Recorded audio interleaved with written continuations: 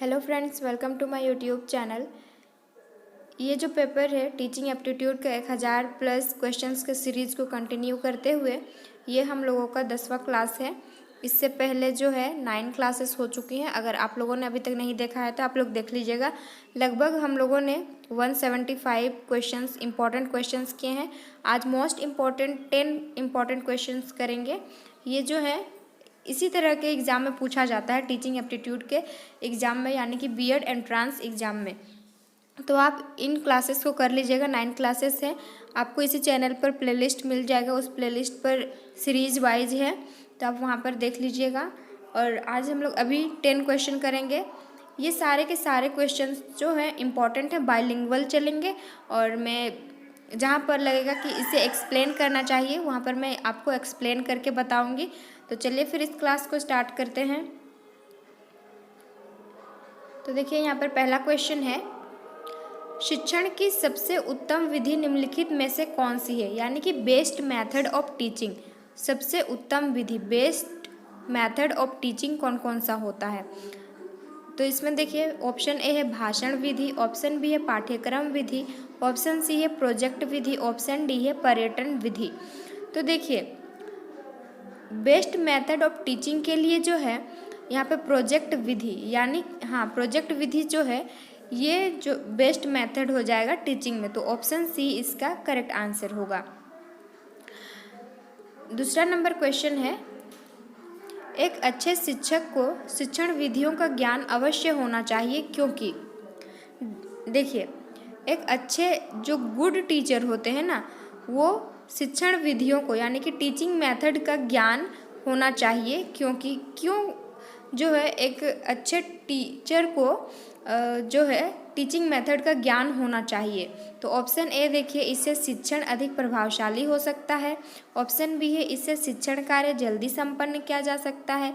Option C है, इससे शिक्षण कार्य आसानी से किया जा सकता है। ऑप्शन डी है, इससे शिक्षक को आत्मविश्वास मिलता है। तो देखिए एलिमिनेशन मेथड हम लोग यहाँ पर लगाएंगे। एक अच्छा टीचर है, उसमें टीचिंग मेथड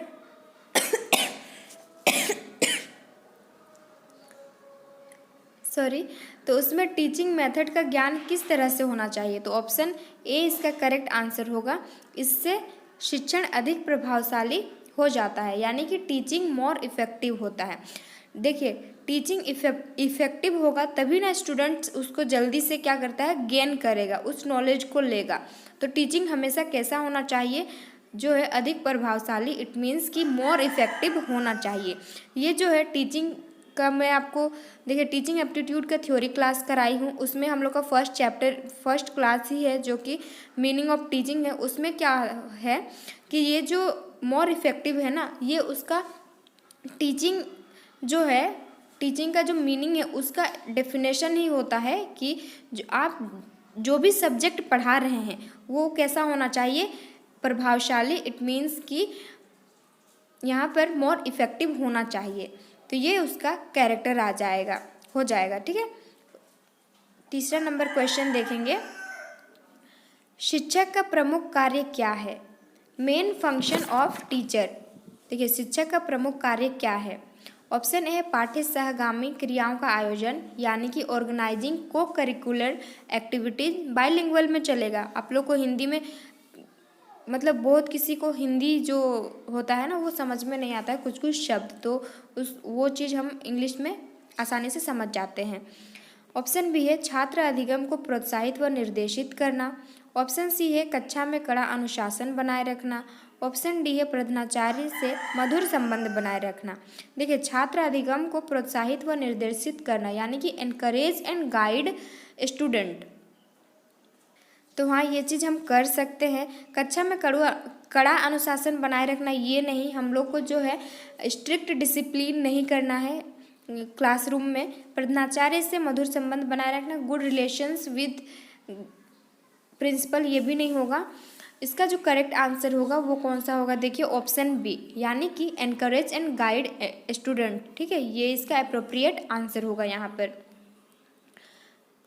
चौथा नंबर क्वेश्चन है, अच्छे शिक्षण को विकसित करना चाहिए, good teaching should be develop. ठीक है, अच्छे शिक्षण यानी कि गुड टीचिंग ऑप्शन ए है शिक्षकों के ज्ञान पर निर्भरता, यानी कि dependent on knowledge of teacher. Option B है अभिभावकों की सहायता पर निर्भरता, यानी कि dependent on help of parents.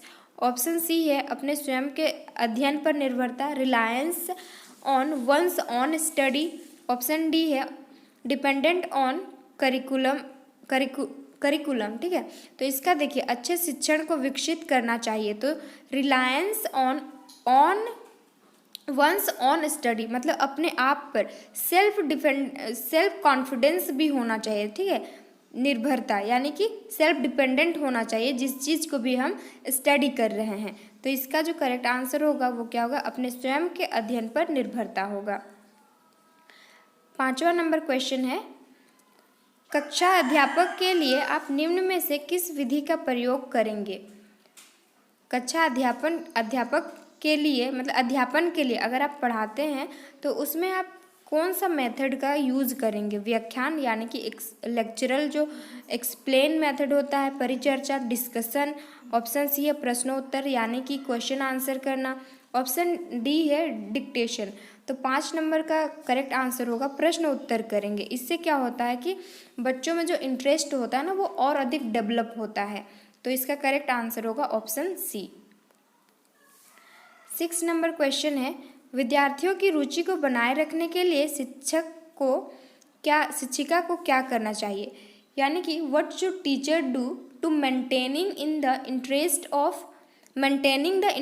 Of student. ठीक है, विद्यार्थियों की रुचि को बनाए रखने के लिए मेंटेन करने के लिए स्टूडेंट का इंटरेस्ट को।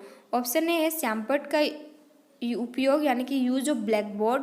ऑप्शन बी है डिस्कशन। ऑप्शन सी है प्रश्न पूछना यानी कि आस्किंग क्वेश्चन। ऑप्शन डी है टेलिंग अ स्टोरी। तो देखिए 6 नंबर का करेक्ट आंसर होगा ऑप्शन सी प्रश्न पूछना। ठीक है, प्रश्न अगर हम उससे करते हैं तो विद्यार्थी की जो इंटरेस्ट है ना, स्टूडेंट का इंटरेस्ट है वो क्या होगा, वो बना रहेगा, कंटिन्यू रहेगा। तो इसका जो है करेक्ट आंसर ऑप्शन सी। 7वां नंबर क्वेश्चन है, शिक्षण एक प्रक्रिया की भांति सम्मिलित करता है। Teaching as a process involve. Teaching एक प्रक्रिया है, टीचिंग इज ए प्रोसेस, जिसमें किसको ये इंक्लूड यानी कि इन्वॉल्व करता है।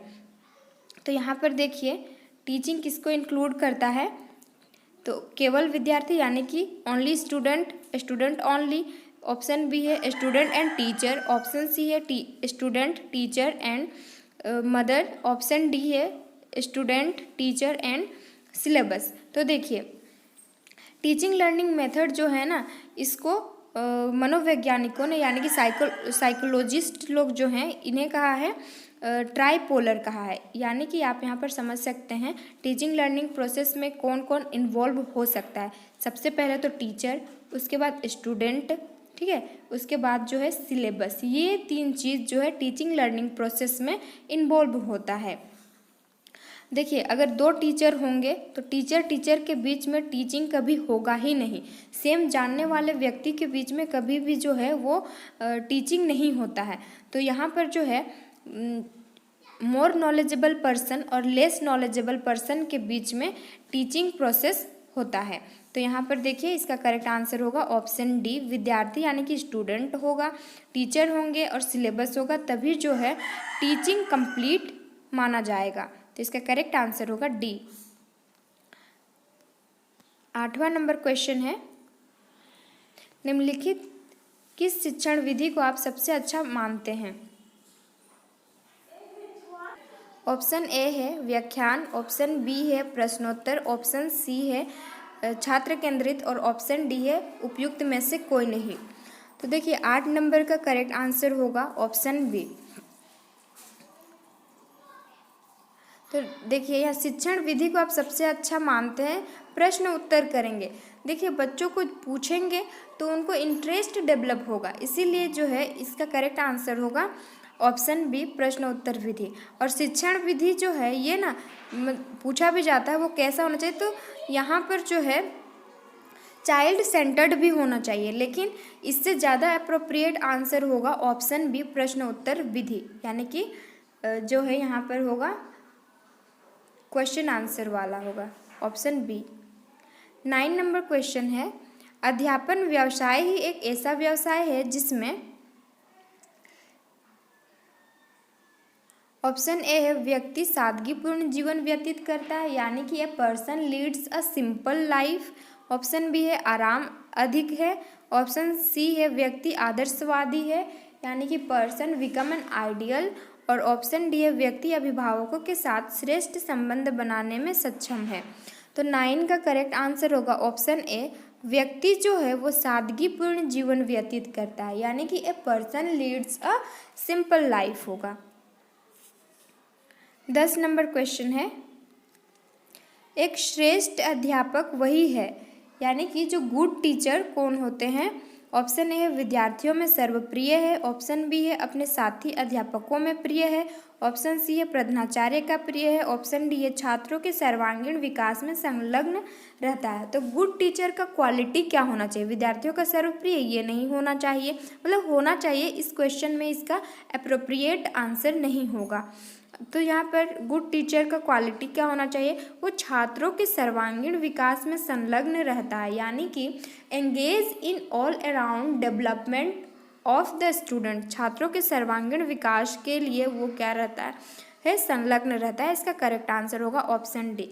तो देखिए आज ये जो है 10 इम्पॉर्टेंट क्वेश्चन है, ऐसे ही टीचिंग एप्टीट्यूड के एंट्रांस एग्जाम में पूछा जाता है, यानी कि बीएड एंट्रांस एग्जाम में टीचिंग एप्टीट्यूड से इस तरह के ही आपको क्वेश्चंस देखने को मिलेंगे। तो आप अगर करके जाते हैं इस सीरीज़ को तो आपका जो है क्वेश्चन नहीं छूटेगा, इसलिए आप ऐसे नहीं सोचिएगा कि ऐसे क्वेश्चन नहीं पूछा जाता है। यहाँ पर आपका मेंटलिटी को, मेंटल लेवल को चेक किया जाता है। देखिए आप अगर टीचर बनना चाहते हैं आप, तो बीएड एंट्रांस एग्ज़ाम लेने का मतलब ये हो जाता है उनको कि अगर ये टीचर बनना चाहता है तो ये अपना जो उस प्रोफेशन में कितना इंटरेस्ट है इस चीज़ को मतलब इवैल्यूएशन करने के लिए जो है बीएड एंट्रांस एग्ज़ाम लिया जाता है।